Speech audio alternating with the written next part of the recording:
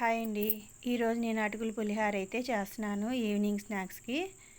ముందుగా అటుకులు కొంచెం గిన్నెలోకి తీసుకొని ఒకసారి వాటర్ పోసుకొని కడిగేసుకొని నీళ్లు వంచుకొని మళ్ళీ వాటర్ వేసుకొని 1 నిమిషం అయితే నానబెట్టుకోవాలి. ఇప్పుడు పులిహార కోసం అయితే బాండీ పెట్టుకొని ఒక 2 గంటలు ఆయిల్ అయితే వేసుకోవాలి. ఆయిల్ కాగినాక 2 స్పూన్లు శనక్కాయ విత్తనాలు, పోపు దినుసులు, ఒక పెద్ద ఉల్లిపాయ, ఒక పచ్చిమిర్చి మొత్తం వేసుకొని వేయించుకోవాలి.